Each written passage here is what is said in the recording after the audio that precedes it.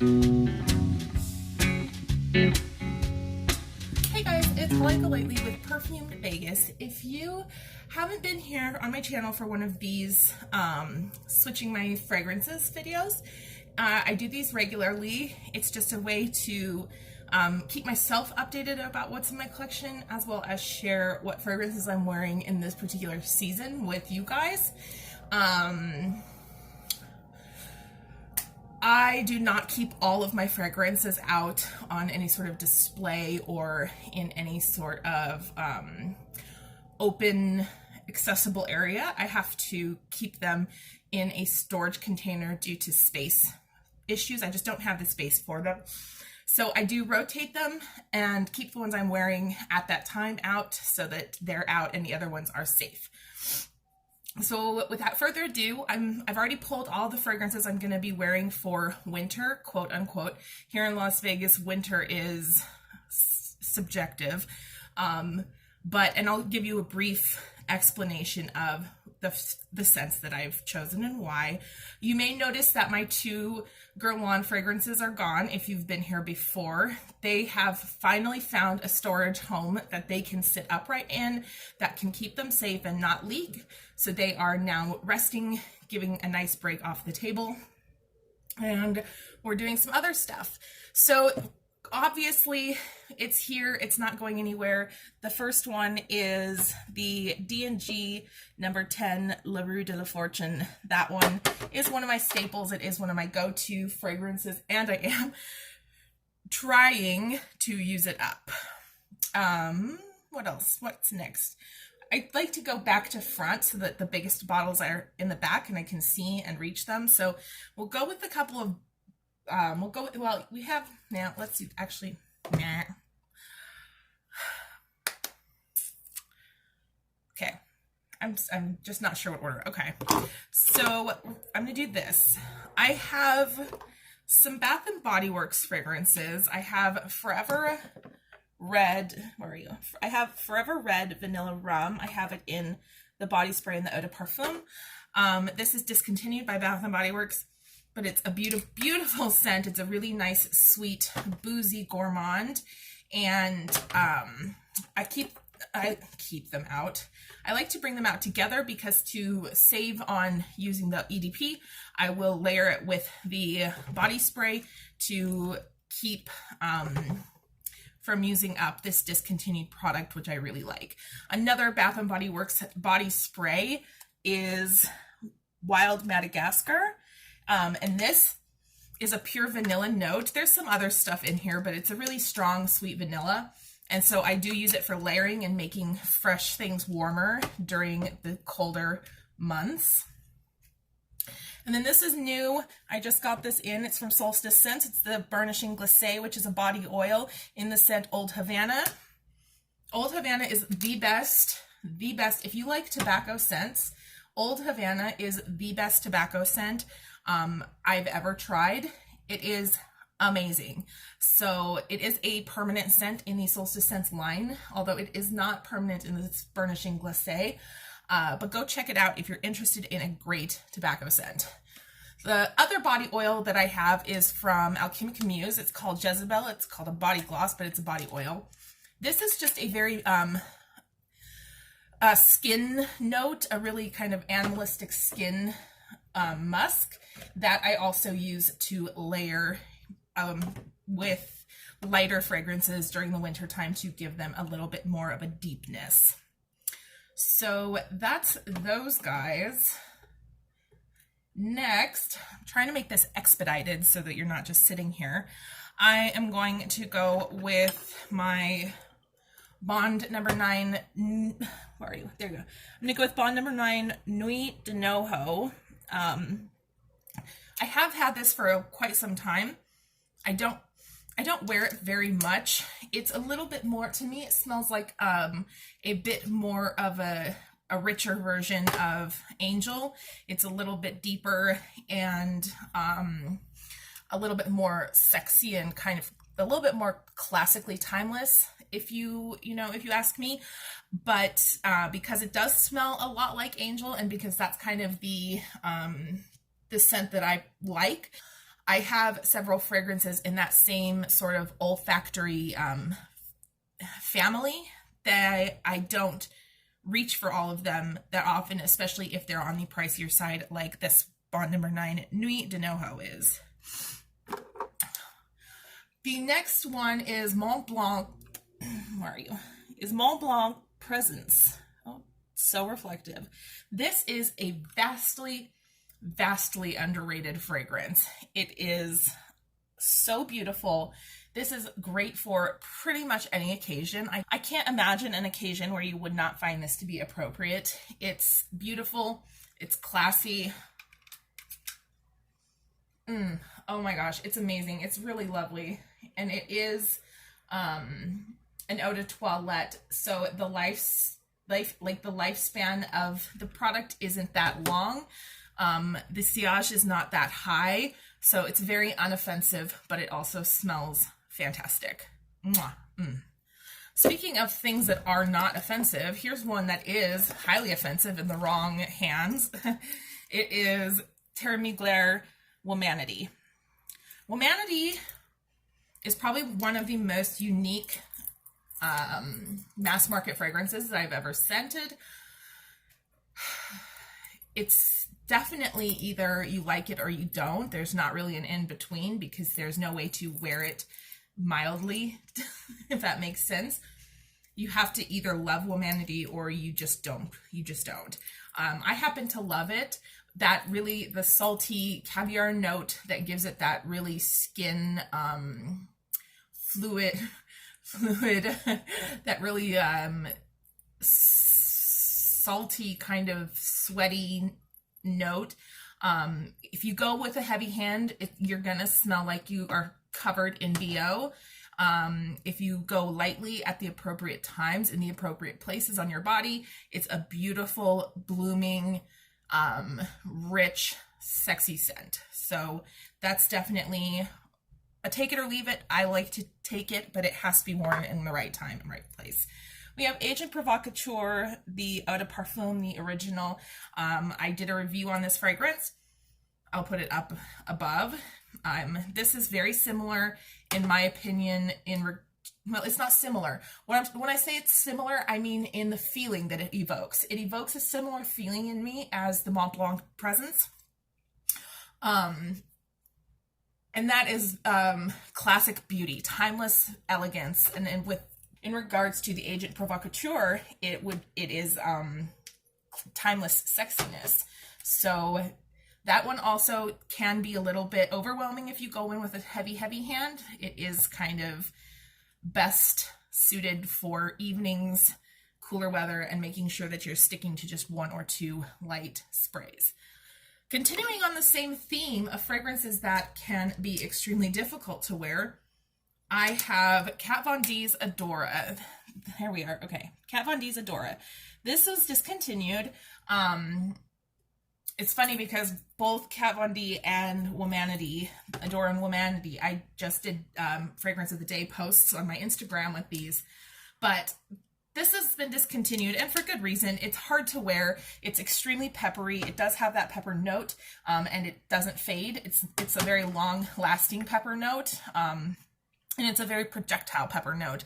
If you are willing to overlook that and let it dry down and enjoy the spiciness of it, you will get a really nice sort of blooming, rich base.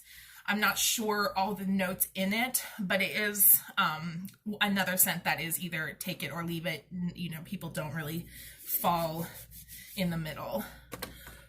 Let's see. The Prada Candy Kiss, no, that's not what this is. The Prada Candy Floral in the Kiss, the little Candy Kiss bottle. Again, this is always on my table. I have 2 Prada Candy Florals because I didn't realize that this was just the same fragrance in a different bottle. So I have 2, and so I'm trying to use one of them up. Jo Malone White Sage and Mint. This is still out. I talked about it in the last video, but it is very potent. This White Sage and Mint is really different than the White Sage and Mint that was released in the limited edition version. The White Sage and Mint in the limited edition version, White Jasmine and Mint. This is White Jasmine and Mint. The White Jasmine and Mint that was released in the limited edition version with the green bottle is much more of a fresher scent. This is a very rich scent.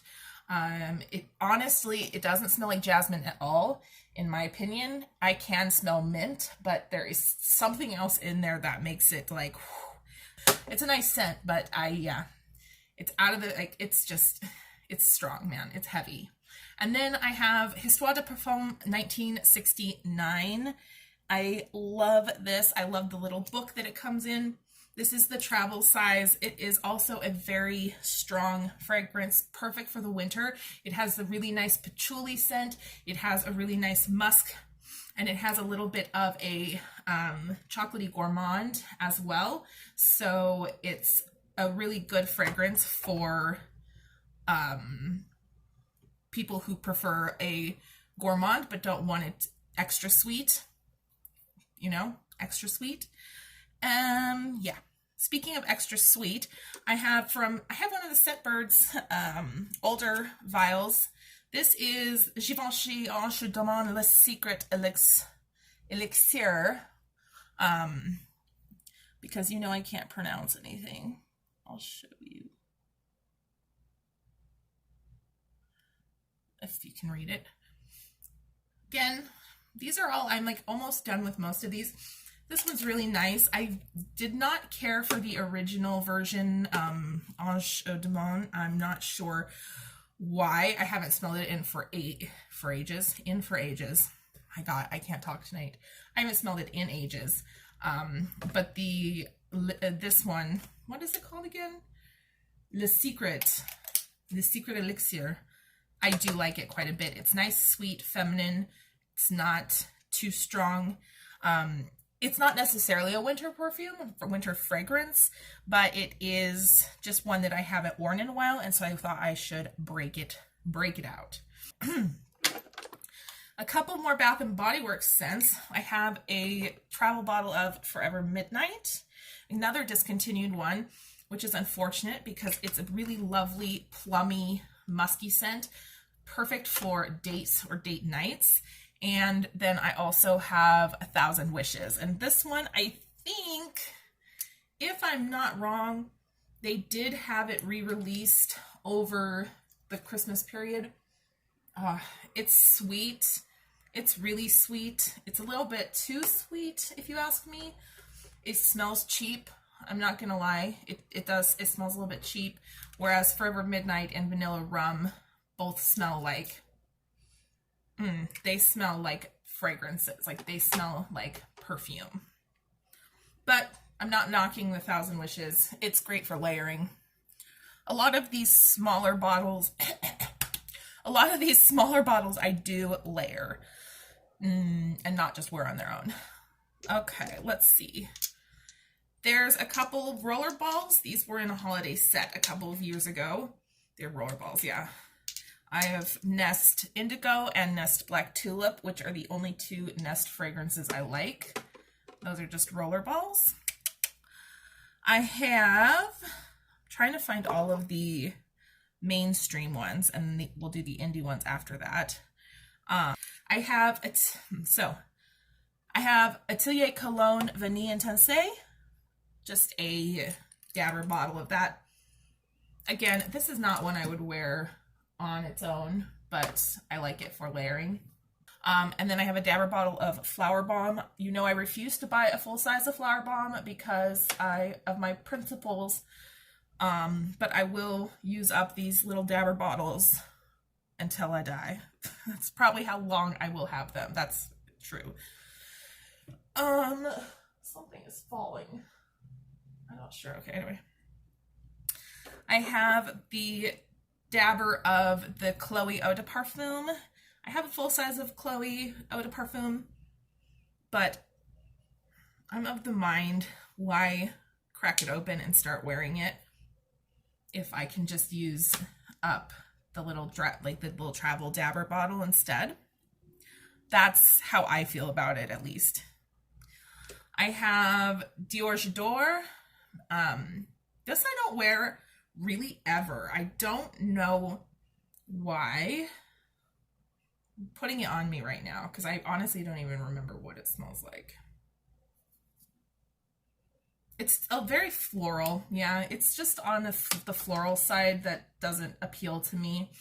But I can probably layer that with one of these vanilla or musky layering items and get a scent that works for my personal taste. Then I've got, this is actually two, it's, can you see this? Oh, there, no, there. This is 2 sample size perfumes in here. It's from the Dolce & Gabbana Privé line of fragrance. Oh, I keep putting the box in backwards. No wonder I couldn't get it out. It's the Velvet collection, and it has Velvet Tender Oud. Where are you? It has Velvet Tender Oud, and it has Velvet Desert Oud. Where are you? There you are. So I've had this for a while. I got this as a free gift with purchase some years ago, and I've decided I feel like I just need to use them so that I feel like I just need to use them so that the juice doesn't evaporate, because they were only half full to begin with. Those are expensive perfumes, but yeah, they are kind of like fading. So, and then we have another Dolce & Gabbana. This is the dabber of the Dolce & Gabbana, the only one. This was one of the ones I was thinking about purchasing a full size of. I really do like this, but I don't think I like it quite enough for a full size bottle. The last one that's not from an indie perfumer is the Heretic Perfume Jasmine Smoke. This just got in. This is new. I've worn it. I've already worn it once. It's amazing. It's super good. I'm going to do a full review on this, so keep your eyes out for that. But yeah, I'm not going to say anything else because I don't want to give it away. So I'm going to be doing a review on that, and I'm going to be talking about clean fragrances and like clean beauty, and kind of how my feelings on clean fragrances.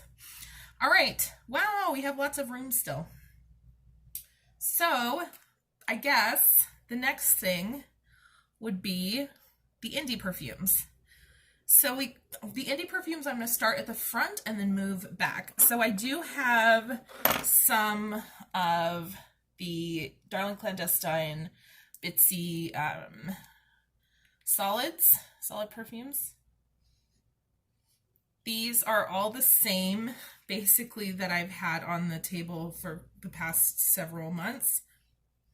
We have Halo Chrome. This is the one I can never remember the name of this one. It smells so good. It smells like crushed up chocolate bits, though. I love it. What is it called? I can't think. And then we have Inked, which is so good. One of my favorites. Those little guys, again, I will either use them to layer or just to dab on when I want to smell good, or basically just however. Sometimes I put them in the ends of my hair. They're very, very, very, very, very versatile. These are the Darling Clandestine Limiteds from several years ago, from her Valentine's Day collection. Noose Jewelry is the one I wear all the time. It's one of my favorite scents. It smells like dirty patchouli. I love it. And then Our Hug of Death is a very fresh berry scent. It's not fresh, I guess, but it's definitely a berry scent. So those two. I also have Tito or Tito, I'm not sure ever how to pronounce it, and My Lady Serre, one of my absolute favorites from Darling Clandestine. I know I say that with a lot of them because they're all so good. It's really hard. But this smells like steel, like it smells like hot metal, it smells like dirt, it smells like flowers. It's really, really unique and really gorgeous. So if you are watching Darling Clandestine's Etsy shop for new releases or following her on Instagram or Facebook, keep your eye out. If My Lady Sarah, got on my nose, becomes available, try to snatch it up. It's worth it, especially if you like a unique scent. I just rubbed like perfume all over my nose. I have Vortex. That is perfume, not my snot. I have Vortex, which is literally the scent of cold, and it does. You can't put a name to the way it smells because it isn't supposed to smell like any one thing. It is just the scent of cold. And do we have any other Darling Clandestine ones? I just have the Bitsy vials, I guess. Oh, I have two other mainstreams. We'll get to those. So in the Bitsy vials, I'm using Verdoger. I'm not sure if that's pronounced correctly or not. I obviously have no idea. This one's very strong, masculine leaning, I would say. And then we have Blue Valentine, which is a Valentine's release, but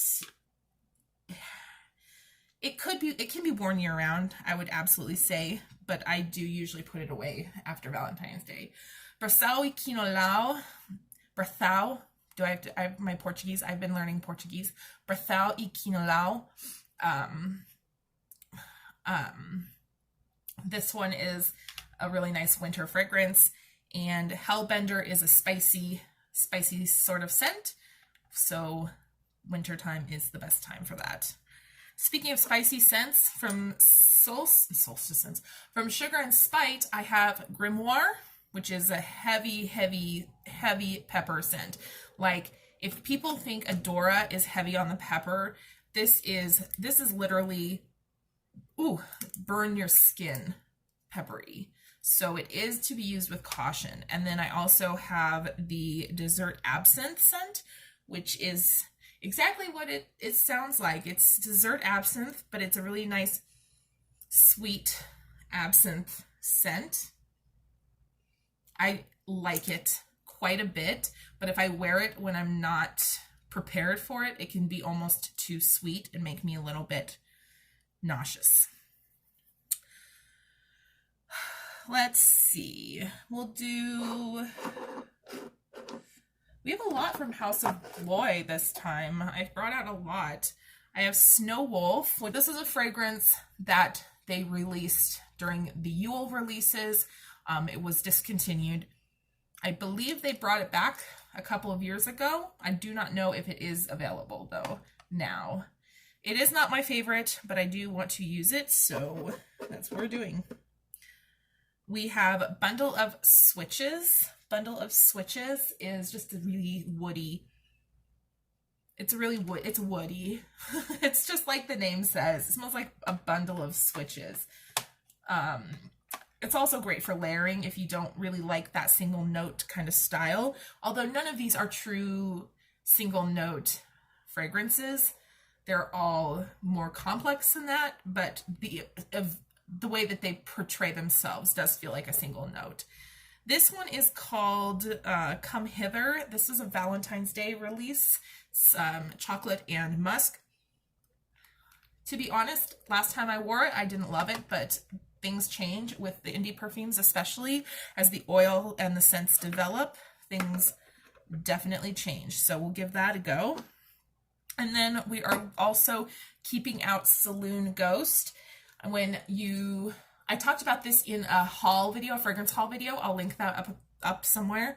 How I was kind of disappointed in it. So I'm keeping it on my tray still to try to see if I can learn to like it or to see if it develops into something that I like. I did have two more little minis that I forgot to mention. I have the sample 5 ml of Shanghai Rose, not Shanghai Rose.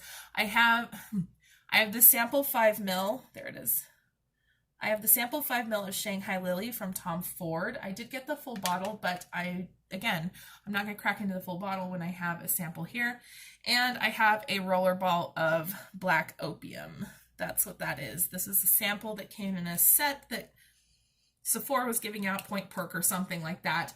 And I've had this for a while and I haven't gone through it.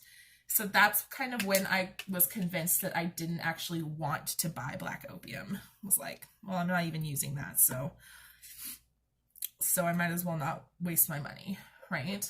Anyway, I have one from Alchemic Muse. This is Voodoo. This was from the same collection as this oil, but Jezebel. But it's much more of a, I don't know how I want to describe it.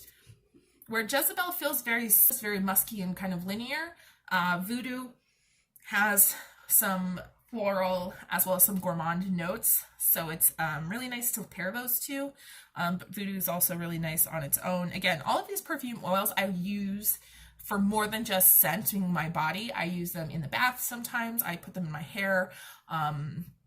I will rub them into my cuticles, basically, like, because they're all cruelty-free, vegan.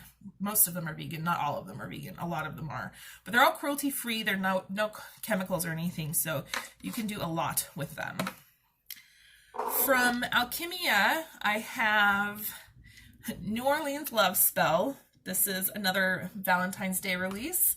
I have Gâteau de Roy. This is a Mardi Gras release. I love that one. It smells so good, like almond cake. Oh, it's delicious. And then I have the Arcanum Experiments from 2017. This is number 18. This smells like lavenders and hot steel. It's a very unique fragrance. It really smells like lavender, and then you get that steely undertone. I really like wearing it because they are kind of one-off fragrances. I don't wear them that often, but I'll definitely pull it out now and then to put on my tray. Just kidding. Just kidding. It's not the last.